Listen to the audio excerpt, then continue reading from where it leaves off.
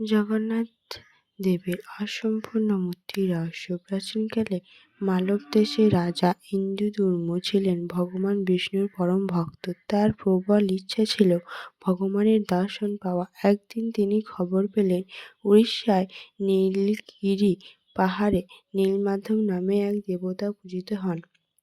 রাজা তার বিশ্বস্ত ব্রাহ্মণ বিদ্যাপতিকে পাঠালেন সেই দেবতার সন্ধান করতে। বিদ্যাপতি সেখানে গিয়ে দেখলেন স্বর্গের প্রধান বিষ্ণু বসু গোপনে নীলমাধবের পূজা করে। অনেক কৌশলে বিদ্যাপতি নীলমাধবের দর্শন পেলেন এবং রাজাকে খবর দিলেন। কিন্তু রাজা যখন সেখানে পৌঁছালেন তখন নীলমাধব অন্তর্হিত হয়েছিল। রাজা দুঃখে ভেঙে পড়ল। দৈববাণী ও সমুদ্রের সেই কাঠ। ভগবান রাজাকে স্বপ্ন দেখা দিয়ে বললেন, তুমি শোক করো না, সমুদ্রের জলে একটি বিশেষ দিব্য কাঠ ভেসে আসবে, সেটি দিয়ে আমার বিগ্রহ তৈরি করো।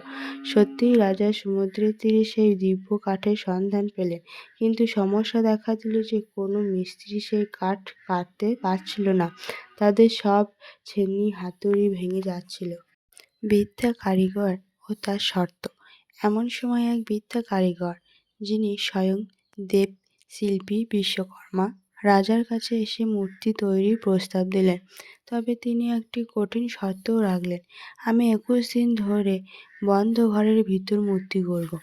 এই ২১ দিন কেউ ঘরের দরজা খুলতে পারবে না। যদি কেউ দরজা খোলে তবে আমি কাজ বন্ধ করে দেব। রাজা সেই শর্তে রাজি হলেন।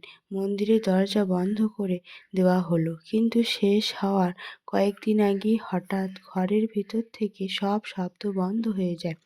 রাজা আর অপেক্ষা করতে পারে না, ঘরের দরজা ভেঙে ফেলে। তখন কারিগর উধাও হয়ে যায়। ঘরে কাঠের মূর্তি ৩টে অর্ধেক তৈরি করা হয়েছে। তখন রাজা চিন্তায় পড়ে যায়। আবার জগন্নাথ দেব স্বপ্নে বললেন, তুমি দুঃখ পেও না, এসব কিছু আমার পরিকল্পনা। তুমি ওই হাত পা ছাড়া আমার মূর্তি পুজো করো। আমি জগতের নাথ জগন্নাথ, জয় জগন্নাথ।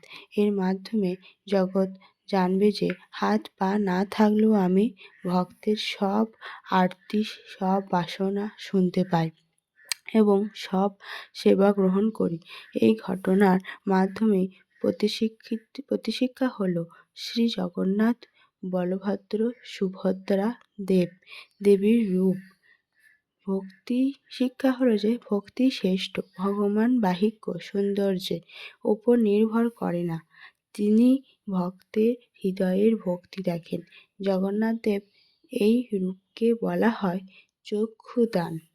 তার বড় চোখ নির্দেশ করে জগতের সব কিছুর উপর দৃষ্টি রাখছেন।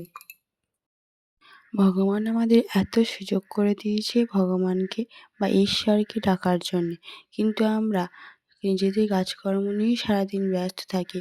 তাও সেই কাজের ফাঁকে একটু হলেও ভগবানকে ডাকা দরকার। একটু একটু করে অভ্যাস করলে সেই অভ্যাস একদিন অনেক বড় হয়ে দাঁড়ায়। এটাই আমি আপনাদের সকলকে বলব। জয় জগন্নাথ, সুভদ্রা, বলরাম ঠাকুরের জয়। জয় জগন্নাথ। আজকে যে আপনারা এই পুরো কথাটা বা কাহিনীটা শুনলেন, এটাও আপনাদের সেই জগন্নাথ দেবের ইচ্ছা। সেই ইচ্ছার জন্যই আপনারা এটি শুনলেন এবং সেটি বিশ্বাস করবেন এবং ভক্তির পথে আরও গমন করবেন।